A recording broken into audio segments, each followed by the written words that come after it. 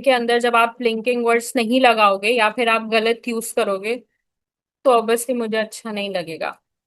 तो अब हम आएंगे अपने लिंकिंग वर्ड्स की तरफ, क्योंकि मेरे मेजॉरिटी स्टूडेंट्स ऐसे हैं जो स्पून फीडिंग पे बिलीव रखते हैं, तो मैं इसलिए आप सबको अब स्पून फीडिंग करके ही पढ़ाऊंगी। तो हमारा पहला लिंकिंग वर्ड है इवन इफ। इसका मतलब क्या होता है, भले ही यहाँ तक के या अगर करके हम किसी पैराग्राफ में मूव कर रहे हो तो हम इवन इफ लगाते हैं। ठीक है, अब मैं इसको उर्दू में लिखूं इससे बेहतर है कि मैं आपको बता दूं, आप खुद लिख दो। ठीक है, आप इस तरह से मेंशन कर सकते हो, भले ही यहाँ तक के या फिर अगर करके, या कोई चीज आपने लिखनी हो तो आप इवन इफ लिखोगे। वेयर ऐसा आप कब यूज करते हो, जब आपको कोई ऐसी बात करनी हो कि आप कोई बात करो, आप करो कि जबकि ऐसा है, यानी इसका मतलब जबकि होता है। जब भी आप किसी ऐसे वर्ड पे मूव करोगे, ऐसे पैराग्राफ को स्विच करोगे जबकि करके, तो तब आप इसको यूज करोगे। इस स्लाइड के बाद अगर किसी ने गलती की ट्रांजिशन पे तो अच्छा नहीं होगा। मोर ओवर हमारे पास कब आता है, इसके अलावा ये चीज तो ऑब्वियसली पता होगी। सो दैट हमारे पास एक लिंकिंग वर्ड है जिसको हम कहते हैं ताकि, इसलिए के, इस तरह यूज करते हैं। ठीक है, अपार्ट फ्रॉम। अपार्ट फ्रॉम हम किस लिए यूज करते हैं, इसके अलावा या फिर कोई बात हमें अलग करके बतानी हो, ठीक है, अलग से। इवेंचुअली हम कब यूज करते हैं, जब हम कह रहे होते हैं आखिरकार, आखिरकार, ठीक है, आखिरकार वो अपने नतीजे पे पहुंच गया। ठीक है। मीन वाइल हम कब यूज करते हैं, इसी बीच या तब तक जब हम बोल रहे होते हैं तो हम मीन वाइल यूज करते हैं। ऑन द अदर हैंड, जबकि दूसरी तरफ जब हम यू बोलना चाहें तो हम इसे यूज कर सकते हैं। प्रोवाइडेड दैट, प्रोवाइडेड दैट हम कब यूज करते हैं, जब हम कह रहे हो बशर्त है कि, इस तरह के वर्ड हमें जब स्विच करना हो बशर्त है कि बोल के, तब हम इसको यूज कर सकते हैं।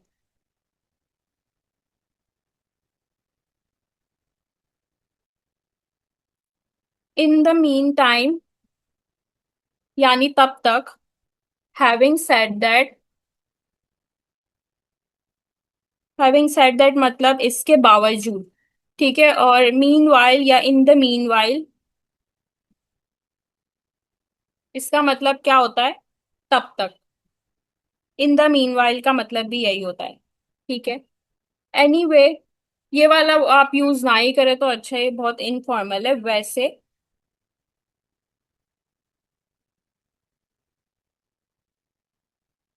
स्पीकिंग ऑफ भी आप यूज कर सकते हैं, जब आप कह रहे हो कि इस चीज से याद आया, ठीक है, तो आप ये यूज कर सकते हैं। दैट रिमाइंड्स, यानी इससे याद आया। As well,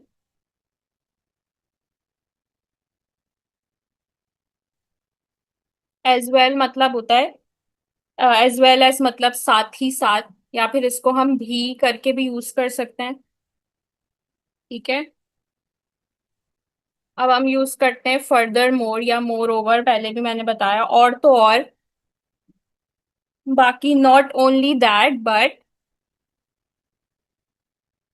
not only that but, यानी इतना ही नहीं बल्कि, लास्ट में जब हम कंक्लूजन लिख रहे हो तो in short, to conclude, to sum up, ठीक है, इन अ नट शेल, इस तरह करके हम कंक्लूड करेंगे। इसका मतलब क्या होता है, कम अल्फाजों में, यानी हम कंक्लूड करने जा रहे हैं। अब इसके बाद किसी ने अपने पैराग्राफ में ट्रांजिशन नहीं लगाई और मुझे, या फिर गलत ट्रांजिशन लगा के दी, या हर पैराग्राफ के बाद किसी ने मोर ओवर लगा के मुझे दिया, तो अच्छा नहीं होगा। तो बहुत बुरा होगा आपके लिए, क्योंकि फिर आपको ही नुकसान होगा। कोई भी एक्सपेक्ट नहीं कर रहा होगा कि मैं एक CSS ऐसे क्लास में ये बताऊंगी। ठीक है, अब हम आते हैं मुद्दे की तरफ, और मुद्दा था हमारा ये पैराग्राफ, इशू बेस्ड पैराग्राफ। अच्छा, कुछ स्टूडेंट ने मुझे पैराग्राफ्स लिख के दिए हैं जो कि मैंने अभी चेक नहीं किए हैं, तो मैं आपको ये बता रही थी कि मैं जब आपको ऐसे लिखने का, सॉरी, पैराग्राफ लिखने का बोल रही थी, उस वक्त आपने नहीं लिखे थे, बहुत लेट लिख के दिए थे, और मैं काफी बिजी होती हूँ कि मैं और भी जगहों पे टीच करती हूँ, ठीक है। तो आपको इश्यू बेस्ड ऐसे पैराग्राफ का कैसे पता लगेगा? इशू बेस्ड पैराग्राफ जो है वो इस तरह के होते हैं, यानी करप्शन एक इशू है, मैं चेक कर दूंगी, टेंशन लेने की जरूरत नहीं है। Causes, impact and way forward. ठीक है, आपके पास ये इशू बेस्ड पैराग्राफ है। अब इसको आपने अटेम्प्ट कैसे करना है? आप जब भी इसके कॉजेस लिखोगे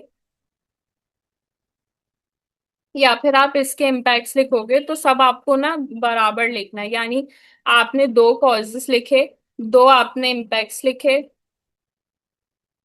ठीक है, और आपने वे फॉरवर्ड या फिर आपने जो है रिकमेंडेशन जब देनी है, तो वो भी आपने इक्वल करके देनी है। ये चीज आपने कब करनी है? जब आपके पास सिंपली इस तरह का कोई इशू आया हुआ हो जिसके अंदर मेंशन ना हो कि आपने कॉजेस बताने, इम्पैक्ट्स बताने या कुछ बताने।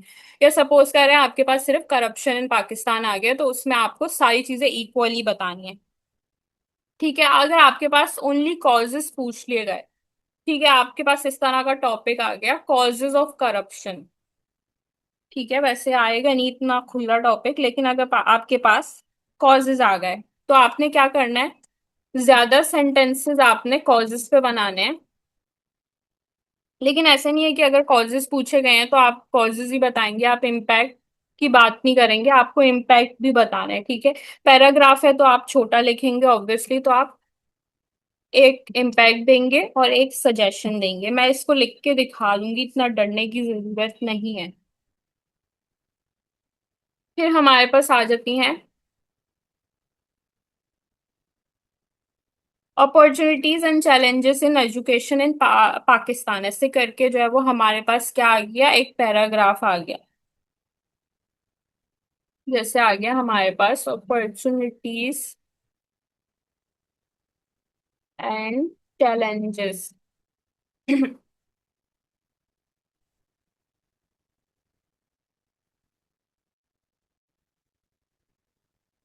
तरह करके हमारे पास टॉपिक आ गया। तो हमें क्या करना है? हमें हर नेगेटिव एलिमेंट के साथ, हम कोई भी चैलेंज लिख रहे हैं तो हमें उसके साथ जो है वो उसका एक सजेशन देना है। जैसे मैंने आपको पहले भी बताया था कि आपको, आप जो भी इशू लिखोगे, प्रॉब्लम लिखोगे या जो भी आप मसला लिखोगे, आपको उसका सॉल्यूशन देना है, आपको कोई नया सॉल्यूशन नहीं देना। जैसे लास्ट हमने पैराग्राफ में लिखा था इल्स, और हम उसकी बात कर रहे थे इल्स और रेमेडीज की, तो जो मैंने आपको इल्स लिखवाए थे वही मैंने आपको रेमेडी उसी की लिखवाई थी, ठीक है। जो मैंने आपको मसला बताया था, जैसे मैंने आपको मसला, पहला इल्म हमारा था कि पाकिस्तान एग्जामिनेशन सिस्टम के अंदर क्या होता है कि हम क्रिटिकल थिंकिंग पे जो है वो ज्यादा फोकस नहीं करते। हम स्टूडेंट्स को ये नहीं सिखाते कि आप क्रिटिकल थिंकिंग कैसे कर सकते हैं, आप प्रॉब्लम सॉल्विंग टेक्निक्स कैसे यूज करते हैं। हमारा सिलेबस इतना आउटडेटेड है कि हम रट्टाफिकेशन पे बिलीव रखते हैं और वही हम प्रमोट कर रहे होते हैं। तो इसी की मैंने जब पहला इल बताया था तो मैंने रेमेडी भी इसी की दी थी, कि हमारे लिए चैलेंजिंग टास्क हो सकता है गवर्नमेंट के लिए, लेकिन हम एजुकेशन सिस्टम को अच्छा कर सकते हैं, हम अपनी पॉलिसीज को रिफॉर्म कर सकते हैं ताकि हम इस इशू को एड्रेस कर सकें। तो मैंने इसी का आपको रेमेडी बताई थी, तो यही आपने भी करना है। आपने ऐसे नहीं कि बात आप किसी और की कर रहे हैं, इशू आप कहीं और का बता रहे हैं और रेमेडी आपने पाकिस्तान की दी हुई है, तो इस तरह की कोई हरकत नहीं करनी, इस तरह की फेल होने वाली कोई चीज नहीं करनी। अच्छा, तो ये चीज आपने अपने इशू बेस्ड पैराग्राफ के अंदर करनी है, ठीक है। और कौन सी सूरत में आपने सजेशन नहीं देनी है? जब हमारे पास कोई इशू ऐसे करके आ रहा हो, जैसे हमारे पास आ गया कंपेयर एंड कंट्रास्ट बिटवीन करके, यानी कोई भी दो चीजों में हमें कंपेयर करने को आ गया, जैसे between online education and physical education, तो इसमें आपने कोई सजेशन नहीं देनी है।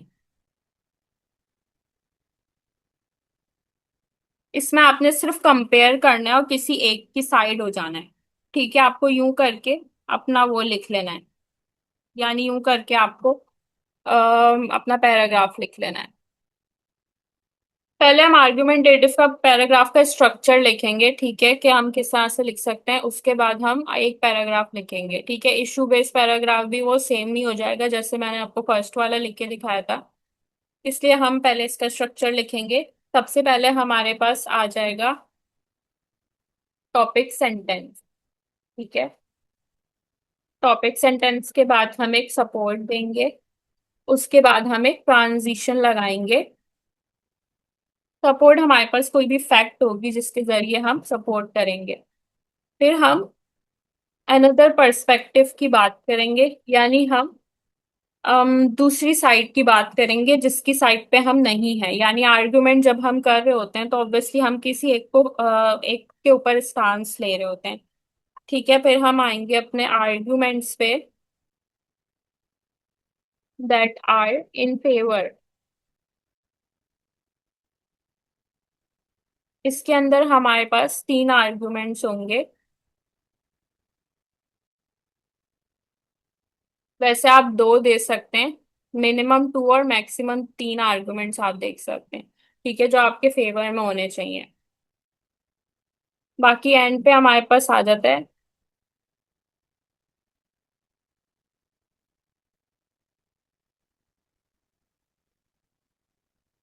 एंड पे हमारे पास आ जाता है कंक्लूजन।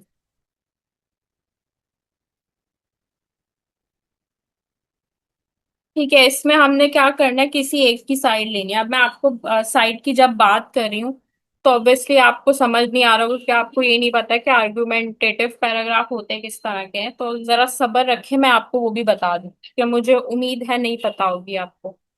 एक हमारे पास सेकंड मेथड है इसको लिखने का, टॉपिक सेंटेंस सपोर्ट ट्रांजिशन। फिर हमारे पास आ जाता है arguments that are in favour. यानी ऊपर हम क्या कर रहे थे, पहले अगेंस्ट वाली साइड लिख रहे थे, फिर इसमें हम क्या कर रहे हैं, पहले हम फेवर वाली साइड लिख रहे हैं। फिर क्या करेंगे, हम दूसरी साइड को स्टांस लेंगे, उसके बाद हम कंक्लूड कर देंगे।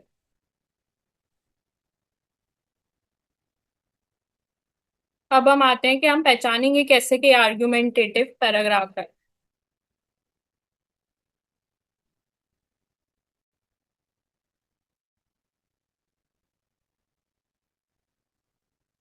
ठीक है, पहले पहले हमारे पास निशानी क्या है, हमारे पास आर्गुमेंटेटिव पैराग्राफ हमेशा ना और करके आ रहा होता है। यानी जैसे मैंने बताया, पहले आपको बताया था ऑनलाइन एजुकेशन और फिजिकल एजुकेशन, इस तरह करके आपके पास आ रहा होता है। या फिर online education versus physical education, ठीक है, अ लीडर और अ फॉलोअर, इस तरह करके, या फिर वर्सेस करके हमारे पास आता है। या फिर हमारे पास कभी कभी आ जाता है विच वन इज बेटर।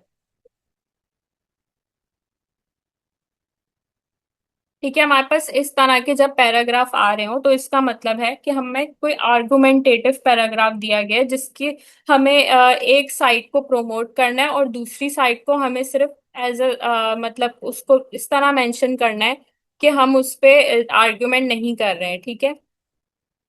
बाकी हम एक टॉपिक उठाते हैं, जैसे मैंने एक टॉपिक लिखा, पाकिस्तान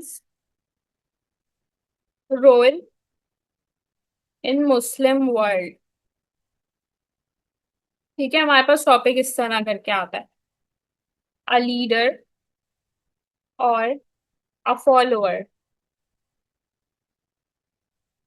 यूं करके हमारे पास एक पैराग्राफ आया तो मुझे पता चल गया कि यहाँ पे और की बात की हुई है, तो ये है आर्गुमेंटेटिव पैराग्राफ। तो मैं इसको वही स्ट्रक्चर फॉलो करूंगी। यानी मैं पहले क्या करूंगी, मैं एक इनडायरेक्ट स्टार्ट करूंगी, ठीक है। इनडायरेक्ट स्टार्ट मैं इसी से लाइन उठाऊंगी, जैसे बिकमिंग अ लीडर और a follower in a Muslim world involves understanding the culture, religious and social dynamics that shape a country. ये हो गया मेरा indirect start. Becoming a leader or a follower in the Muslim world involves understanding the cultural,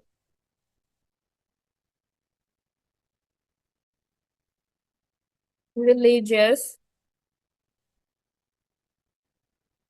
and social dynamics that shape a country। ठीक है, मैंने indirect start लिया, मैं यहाँ पे लिख भी देती हूँ।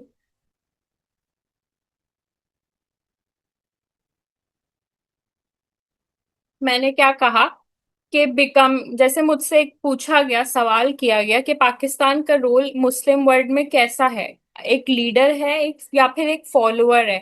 ठीक है, तो मैंने क्या कहा कि लीडर या फिर फॉलोअर मुस्लिम वर्ल्ड के अंदर बनने के लिए हमें कल्चरल, रिलीजियस और सोशल डायनेमिक्स को अंडरस्टैंड करना है। ठीक है, जिसके जरिए जो है वो कंट्री शेप होती है बेसिकली। तो मैंने ये तीन चीजें लिखी, culture, religious and social dynamics. ये मैंने इनडायरेक्ट स्टार्ट में ही लिख दिया क्योंकि ताकि मुझे आसानी हो जब मैं इससे मैं बात कर सकूं, तो मेरे पास एक ग्राउंड हो प्रॉपर कि मैं कल्चर पे भी बात कर सकती हूँ, मैं रिलीजन पे भी बात कर सकती हूँ, मैं सोशल डायनेमिक्स पे भी बात कर सकती हूँ। ठीक है, उसके बाद हम लगाएंगे अपना ट्रांजिशन। ठीक है, however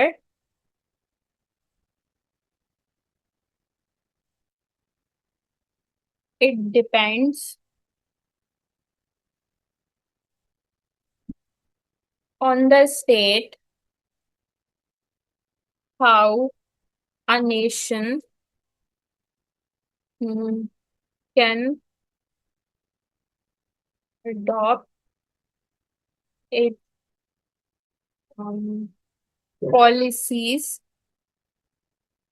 to become a leader or a follower।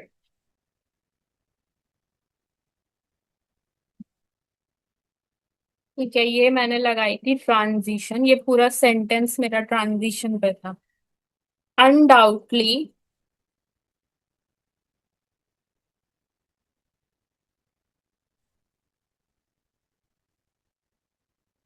Pakistan role in the Muslim world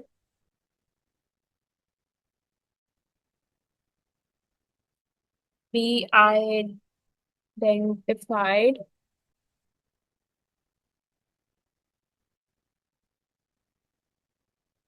to its policies,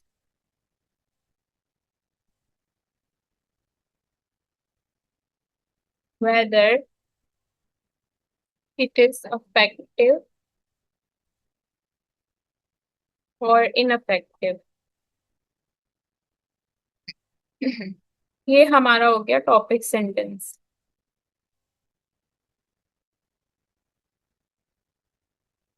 ठीक है, मैंने क्या किया, मैंने इनडायरेक्टली स्टार्ट किया, उसके बाद मैंने बताया हाउ एवर, जबकि ये डिपेंड करता है स्टेट के ऊपर कि नेशन अपनी पॉलिसीज किस तरह अडॉप्ट करता है।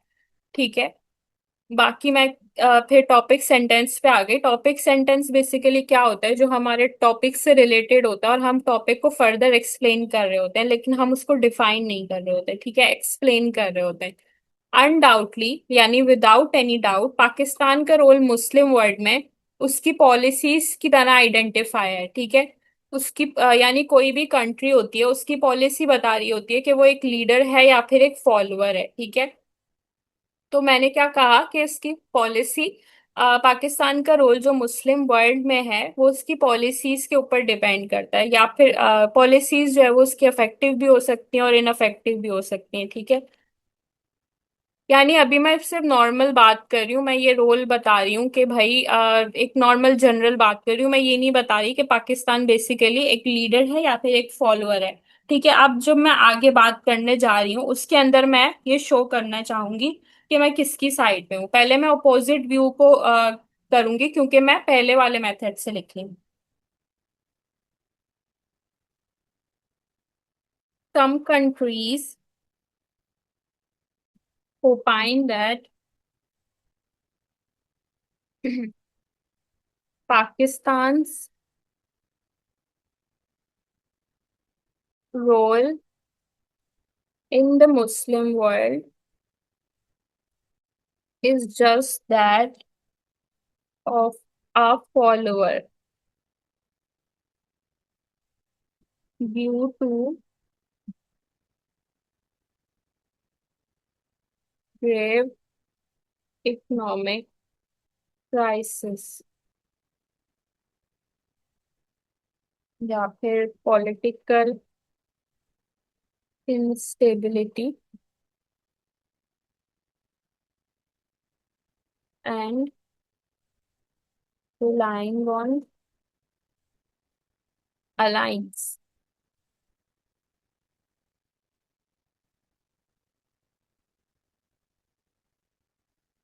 अब मैं ट्रांजिशन लगा रही हूँ owing to this, यानी मैंने क्या कहा कि कुछ कंट्रीज को ऐसा लगता है कि पाकिस्तान का रोल जो है वो एक एज अ फॉलोअर है, क्योंकि उसके इकोनॉमिक क्राइसिस बहुत ज्यादा है पाकिस्तान की, ठीक है। इकोनॉमिक क्राइसिस की वजह से कुछ कंट्रीज को ऐसा लगता है कि पाकिस्तान एक फॉलोअर है, ठीक है, क्योंकि वो जो है वो एक अलायंस के तौर पर रिलाय कर रहा होता है और उसकी पॉलिटिकल इनस्टेबिलिटी भी एग्जिस्ट करती है। इस वजह से कुछ कंट्रीज ऐसे समझती हैं कि वो फॉलोअर है। तो मैंने यहाँ पे इस चीज को मेंशन किया, इसका मतलब कि मैं ये कहना चाह रही हूँ कि वो फॉलोअर नहीं है, वो एक लीडर है, ठीक है। Owing to this, getting aid from Saudi Arabia from time to time makes Pakistan a forward around the Muslim world। Pakistan जो है वो सऊदी अरेबिया से एड लेता रहता है, इस वजह से कुछ लोग ऐसा समझते हैं, कुछ कंट्रीज को ऐसा लगता है कि वो एक फॉलोअर है। ये था मेरा opposite view.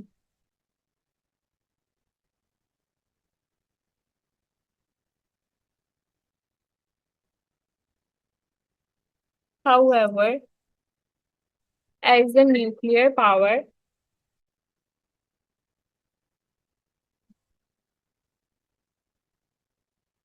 with a significant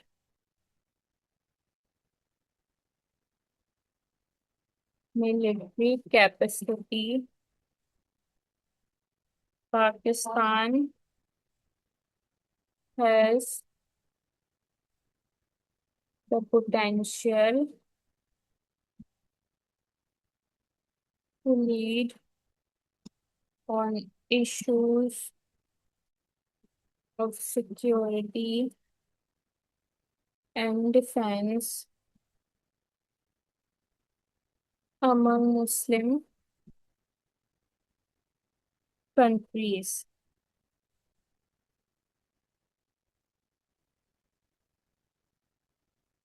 The countries mm,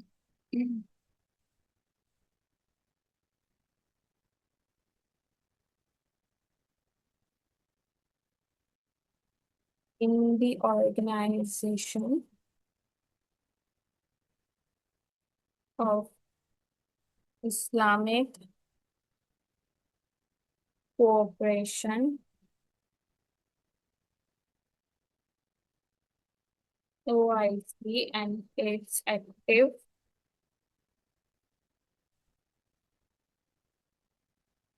diplomatic engagement is a glaring example in this regard। ठीक है, मैंने इसके अंदर क्या कहा, मैंने कहा कि सऊदी अरेबिया से हम टाइम टू टाइम जो है वो एड ले रहे होते हैं, इसलिए हमें दुनिया में फॉलोअर समझा जाता है, लेकिन क्योंकि हमें एक न्यूक्लियर पावर है तो हमारे पास मिलिट्री कैपेसिटी भी है। तो पाकिस्तान के पास जो है वो इतनी पावर है कि वो इश्यूज को लीड कर सके और डिफेंस प्रोवाइड कर सके मुस्लिम कंट्रीज को, ठीक है। तो मैंने ये बात करके अपना एक स्टांस लिया, यानी अपने आर्गुमेंट को एक वैलिड चीज के साथ मैंने प्रोमोट किया। मैंने कहा कि वो एक न्यूक्लियर पावर है, तो वो कैसे एक फॉलोअर हो सकता है, ठीक है। न्यूक्लियर पावर होना एक बहुत बड़ी चीज है। तो मेरा ये एक फर्स्ट स्टांस था। अब मैं देखूंगी मैसेजेस, क्योंकि मेरे पास बहुत ज्यादा मैसेज आ रहे हैं।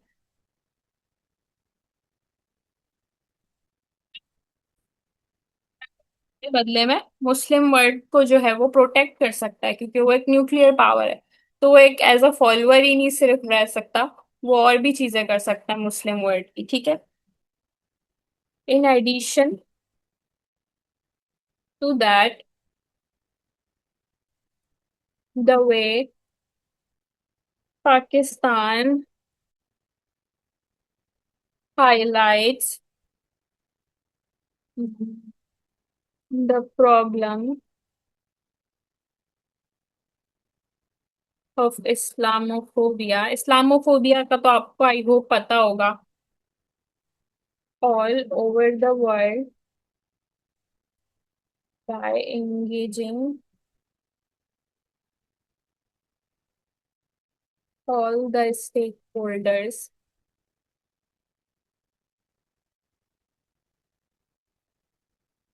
Arab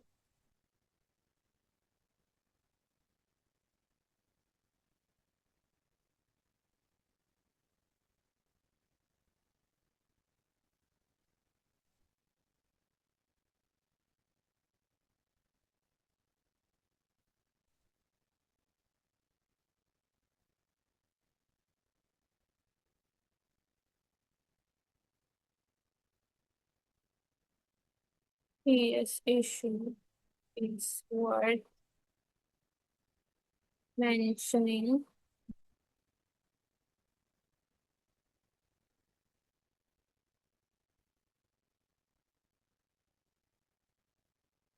Is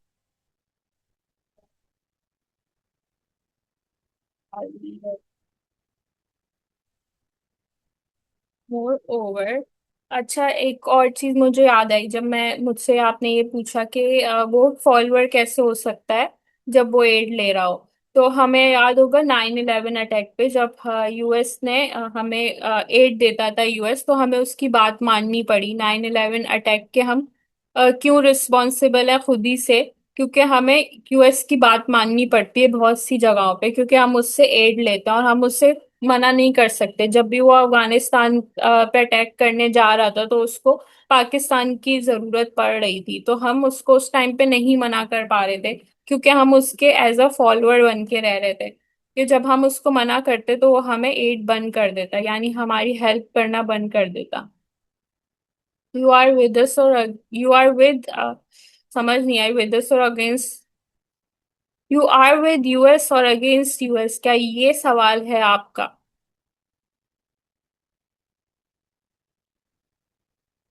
In addition to that, the way Pakistan highlights the problem of Islamophobia all over the world by engaging all this way to grab this serious issues world mentioning to recognize as its role as a leader. Moreover, Pakistan has contributed significantly to UN United Nation peace, United Nation पूरा लिखना, keeping missions,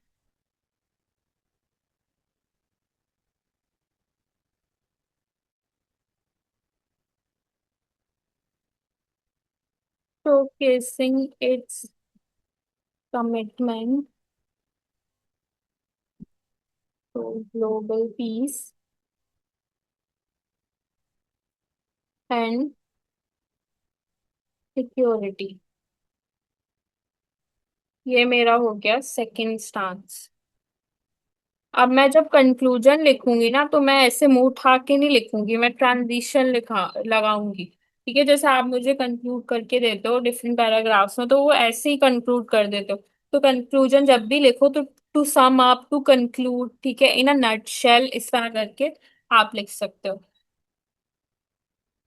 Pakistan अभी मैं जवाब देती हूँ आपके message का, खबर। Pakistan can transform its role from a follower to a leader. इस लास्ट कंक्लूजन को गौर से देखना, इसके अंदर मैं एक बहुत मजे की चीज बताने वाली हूँ। इन the Muslim world, significantly influencing regional stability and progress।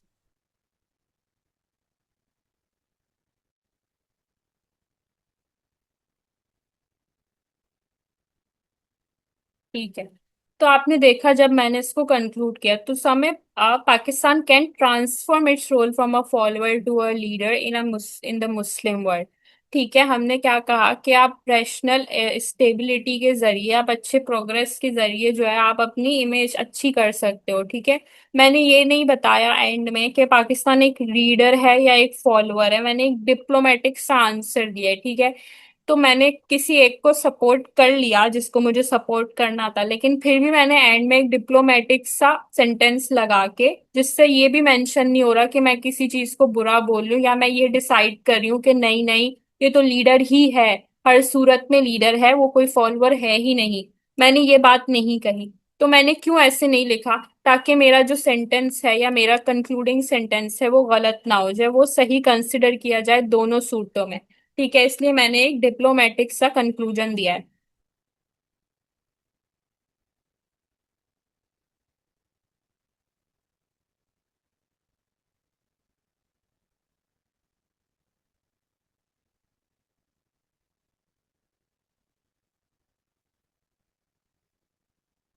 बाकी इसका स्क्रीनशॉट आप ले सकते हैं, मैं इसको स्क्रीन पे कर देती हूँ। You are with all Muslims are not terrorist but all terrorist are Muslim, Islamophobia. 9/11 हुआ था तो अमेरिका ने कहा था कि यू आर विद अस और अगेंस्ट। उनको पाकिस्तान के एयरबेस यूज करने थे against Afghanistan, al Qaeda, Osama bin Laden, जिस पर ऑथराइजेशन गवर्नमेंट ने उनको यस कर दिया था। मैम, ये सब आर्गुमेंट्स रेलेवेंट है, यहाँ पे नीड नहीं है यहाँ लिखने की इस्लामोफोबिया के बारे में। क्योंकि देखो, कोई भी चीज जो हमसे नहीं पूछी गई ना, हम उसके बारे में नहीं लिखेंगे। बहुत से स्टूडेंट्स ऐसे करते हैं डिफरेंट क्वेश्चंस के अंदर। जैसे हमारे पास फॉर एग्जांपल हमारे पास एक क्वेश्चन आया है जिसके अंदर हमें सिर्फ एक सब हेडिंग दी है सीपैक की। ठीक है, अब सीपैक में बहुत बड़ा प्रिपेयर करके आई हूँ, मुझे उसकी सारी डायमेंशंस पता है, मुझे ये पता है कि सीपैक की फुल फॉर्म क्या है, कब स्टार्ट हुआ, तो उसकी क्या क्या डेवलपमेंट्स हैं, अपॉर्चुनिटीज है, चैलेंजेस है, रिकमेंडेशन है। तो मैं अगर उसको एज ए एग्जाम्पल यूज कर रही हूँ तो मैं उसके ऊपर फौरन से लिखना नहीं शुरू कर सकती, क्योंकि मुझे उसके लिखने का कोई फायदा नहीं है ना, उसके मार्क्स नहीं मिलेंगे मुझे। बाकी हाँ, इस्लामोफोबिया का अगर ऐसे आता है, जो कि अभी तो नहीं आएगा क्योंकि ये चीज पुरानी हो चुकी है, तो अभी तो खैर नहीं आएगा, लेकिन अगर उसमें ऐसे करके आता है और हो सकता है मे बी आ जाए, तो आप उसके अंदर इस तरह करके लिख सकते हैं। और ये जो आपने बताया कि यूएस को उसने अपना एयरबेस दे दिया था, तो वो इसीलिए दिया था क्योंकि पाकिस्तान के पास और कोई ऑप्शन नहीं था। तो ये एक डायरेक्ट थ्रेट था कि यू आर विद अस और यू आर अगेंस्ट अस। तो इसके अंदर पाकिस्तान ये बोल ही नहीं सकता था कि वी आर अगेंस्ट यू। तो हमारे पास कोई भी ऑप्शन नहीं था, तो जब हमारे पास कोई ऑप्शन नहीं होता तो हम फॉलोअर बन जाते हैं।